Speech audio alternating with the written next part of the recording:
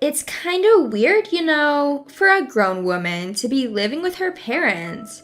Stand on your own 2 feet, girl. Be independent. That's Ava preaching away. Little did she know those words would come back to haunt her. My name's Zoe. Living the single life with my work as my partner at 35. I had relationships in my 20s, but before I knew it, I was single, cruising into my mid-30s. But hey, I haven't given up on marriage just yet. Currently, I live with my dad and mom. My job's going well, and both my parents are healthy and kicking. Life feels pretty good, with no real complaints or worries, except there's this one person who just won't stop nagging at me. So, Zoe, planning on staying single forever? Well, I'd get married if the right person comes along, but right now I'm enjoying my work. She snickers in a mocking tone.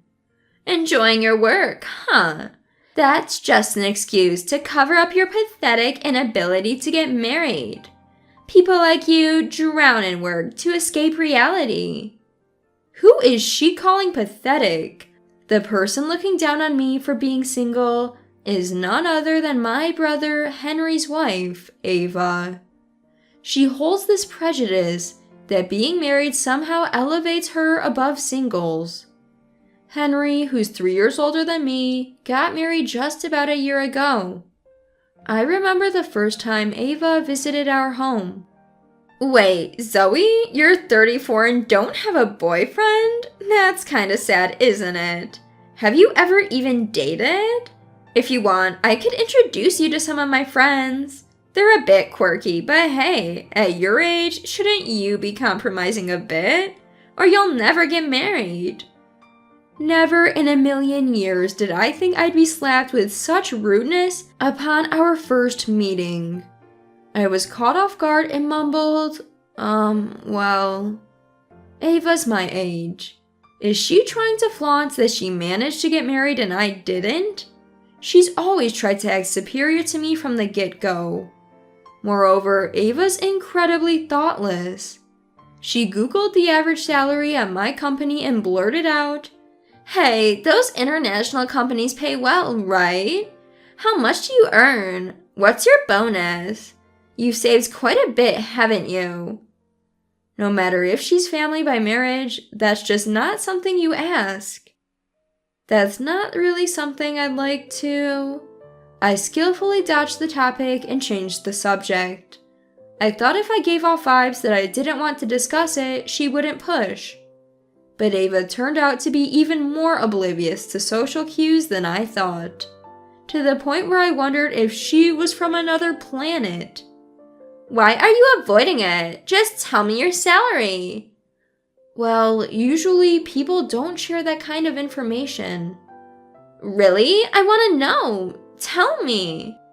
As I sighed and asked, "Why are you so interested in it?" she casually replied, "Why can't I know about my sister-in-law's financial situation?" Why would she need to know that in the first place? I felt we fundamentally viewed things differently. From that point, I tried to avoid her, but Ava's insensitivity knew no bounds. One holiday, Ava, who visited our family home, said, "Hey Zoe, I found this in your room the other day," showing me my bonus statement. She probably rummaged through my room on a weekday when I wasn't there. Dad and Mom's living area is on the first floor, while my room is on the second. Maybe they didn't notice her going upstairs. It was like she was a thief. "Hey, what are you doing?" "You seem to earn quite a lot, Zoe. Why didn't you tell us? More importantly, how could you just enter my room like that? Isn't that extremely rude?" "It's because you hide your annual income. If you earn so much, you could have given more for the wedding gift. What you gave was just pennies." Isn't $1,000 enough? What's with this woman? Not just inconsiderate, she seemed overly obsessed with money. Angry, I firmly told her, You are, after all, just my sister-in-law. There are things I don't want to say and things I want to keep to myself. Please don't intrude in my private matters." She probably didn't appreciate being told off by someone who, albeit in-law, was younger than her. Fuming and face red, she shouted, "What? How dare you? Acting all high and mighty even though you're single." With that, she stormed off. I wonder what being single has to do with anything. I wish she'd leave me alone. I was the one who wanted to be mad. I hoped that after speaking up, she'd be more considerate. That's what I thought. But after that, Ava's attacks on me intensified. "Being single is such a burden on society. At least when you're married, there's a chance of having kids, supporting the country's future. Singles are just selfish and self-centered." In front of Dad, Mom, and even other relatives, she openly criticized singlehood, making it seem like a direct attack on me. Her narrative shifted from being married is better than being single to an outright assault on single people. At that, even my dad and mom were taken aback. "You shouldn't have such prejudices. Whether single or married, everyone's still a person." "Exactly. Zoe works hard and contributes to society," Mom scolded Ava. But she didn't seem convinced. "What's the big deal? I work part-time and I'm married, so I contribute more to society than Zoe." Dad and Mom couldn't help but laugh at that. Around that time, it was discovered that there was a major termite infestation in the walls of Dad and Mom's house. The house was over 40 years old, showing signs of wear and tear here and there. They had managed by patching up things over the years. But termites were a different issue and couldn't be ignored. The conversation turned to getting rid of them. They wondered, though, if treating it now would prevent future infestations, or if it even made sense to spend money on a house so old. That's when I chimed in. Why not sell this place and buy a single-family home? Fortunately, living at home and not splurging too much, I had saved a decent amount. "But can we afford a single-family home?" Dad was concerned. "Don't worry, I'm 35 now. I can manage buying a house," I reassured them, deciding to purchase it under my name. I only told Henry about moving to a new home because of the aging of the current one. In response, he said, "Then hand over Dad and Mom's house to me." However, when I mentioned the hefty renovation costs, he quickly backtracked with a, "Never mind then."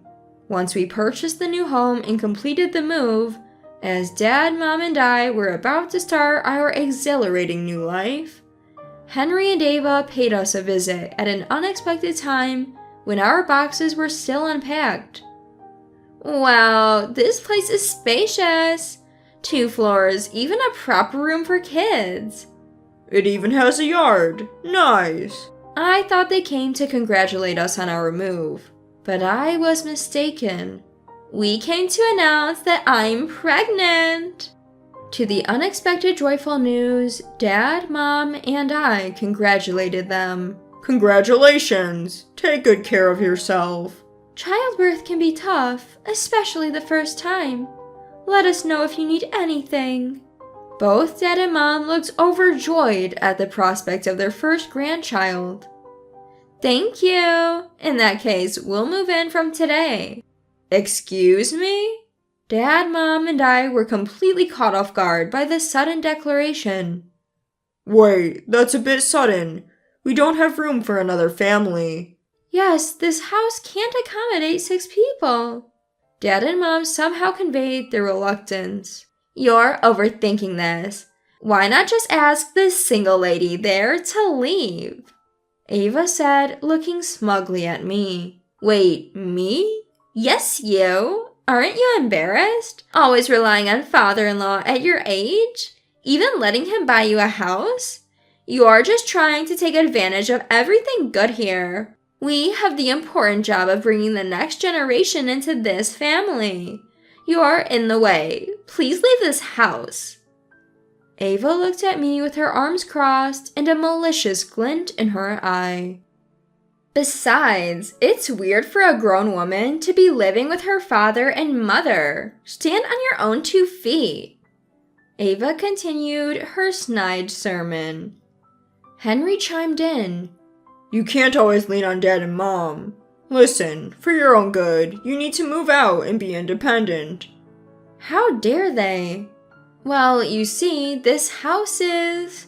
I was about to say that the house was under my name, when Dad spoke up on my behalf. Alright, so you two want to move in here? Ava grinned at his words. Yes, and in the future, we'll take good care of father-in-law and mother-in-law. But you'll need to pay rent. How about $800?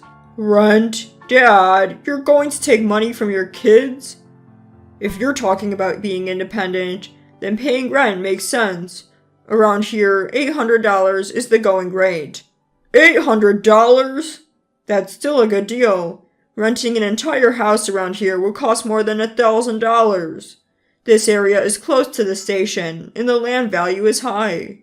Henry and Ava were taken aback by the amount, but they couldn't back down after making a big deal about being independent.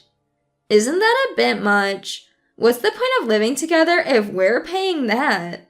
Ava whispered this to Henry, but it was audible enough. Well, we'll figure it out. We'll take the 2nd floor. Then it's settled. Zoe, please leave soon. You're in the way. The couple went upstairs, brimming with enthusiasm. Wow, these rooms are so spacious. And look at all this storage. It's a good thing we got her to leave. Yeah, with her gone, this house will eventually be ours. Everything's going our way. As they happily discussed this at the top of their voices, Dad, Mom, and I exchanged knowing looks. How could they be so excited without knowing the full story? Dad had kept the fact that the house was in my name a secret for a strategic reason. After being ousted by Henry and his wife, I relaxed in a short-term rental apartment. Then one day, I got a call from Ava. Hey, I noticed father-in-law and mother-in-law are gone, and their stuff is too. Did you possibly pick them up to help me out? No, Dad and Mom decided to move in with me on their own. I couldn't help but smirk as I said this. Right there, Dad and Mom were sipping coffee casually. Oh, really? Well, that's fine. Being pregnant and living with them was pretty exhausting anyway. This works out. How could she easily forget the kindness of letting her stay and then say such a thing? She better brace herself. Her comfort is about to end. So that means next month's rent is $1,600. Okay? Excuse me? I mean, you need to pay the full rent for that house. What? What are you talking about? Well, up until now, Dad, Mom, and you and Henry split the rent in half, right? Now that Dad and Mom have left, isn't it only fair that you two cover the entire amount? Ava seems clueless. Why are you acting all high and mighty? That house belongs to father-in-law, doesn't it?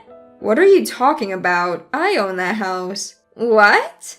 A brief silence enveloped Ava and me. I decided to explain the situation clearly. It seems you're not aware, so let me explain. The house is in my name, and I paid for it with my own money. Until yesterday, because Dad and Mom lived with you, I charged each party $800, a total of $1,600 for rent. Now, since Dad and Mom left, only you and Henry are living there. Therefore, I'll need the full $1,600 for rent next month. The reason Dad stopped me from revealing I was the homeowner was precisely for moments like this. It was a secret plan to teach the overbearing Henry and Ava a lesson. I didn't know any of this. Bring back father-in-law and mother-in-law. This isn't right. Thrown off by the amount of $1,600, Ava's tone grew frantic. Hold on, didn't you tell me to stand on my own, Ava? Living with parents is what dependent people do, right? I continued, dripping with sarcasm. If you can't even pay half on your own, it means you aren't independent.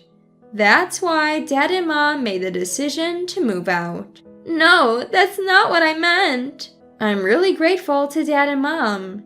They've taught us the importance of independence firsthand. So, I'll be expecting that $1,600 next month. Got it? What? Wait a minute. I hung up without waiting for a response. A few hours later, Henry called me. Hey, what's with changing the house title and the rent? Why are you making all these decisions without consulting? Making decisions? That's rich, coming from you. Who moved into a house that wasn't theirs and then acted like I was the intruder? Wasn't it you who kept going on about being independent? Henry seemed at a loss for words. If you can't pay, can you move out? I don't want someone who can't even afford rent living here. Wait, just wait. We're having a baby, okay? I'll pay the $800, just let us stay. Do you really have a child on the way? Ava doesn't look pregnant. What? Mom said that even though Ava should be around 6 months pregnant, she doesn't look it at all. Were you lying? Henry's silence was all the answer I needed.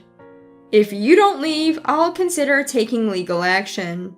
Clearly scared by that, Henry quickly said, Okay, we'll move out. And hung up. When Dad and Mom confronted Ava, she immediately admitted that she faked her pregnancy. I thought if I said we were having a grandchild, you'd be kinder to me. Father-in-law and mother-in-law always dote on Zoe and are harsh to me. But Dad and Mom were never cold to Ava. They always kept a respectful distance as in-laws and only admonished Ava when she belittled me. And yet she faked a pregnancy? Maybe she really is from another planet. After that, Henry and Ava moved out and rented a new apartment. It was peak moving season, so it seemed they ended up spending more than they had anticipated. Renting a new place isn't cheap, with all the deposits and upfront costs. The carefree couple, Henry and Ava, appeared to have no intention of saving money. They visited Dad and Mom several times seeking financial help, but were always turned down. There are lies one shouldn't tell as a human being. I don't want to associate with someone who doesn't understand that, said Dad very rightly. From that point on, Dad and Mom kept their distance from Henry and Ava. Without any help from my parents, and unable to get a loan from the bank, Henry and Ava's life seemed to be spiraling into poverty. Well, they always talked about standing on their own, so now's their chance, right? I'm curious about how they'll manage. By the way, Zoe, Dad said with a tone of concern. I've been thinking about your future. I know you're independent, but would you consider going on a matchmaking date just once for me? I've got someone good in mind. The son of a friend of ours. Why not meet him? Mom added, surprisingly suggesting an arranged date. Can I really do this? Don't doubt yourself. You're my pride and joy.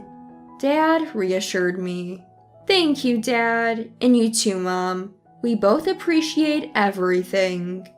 Dad gently patted my head. Maybe happiness comes in unexpected ways. All right, I'll give this matchmaking thing a try. I had a good feeling about this. It seemed like a new adventure was about to begin.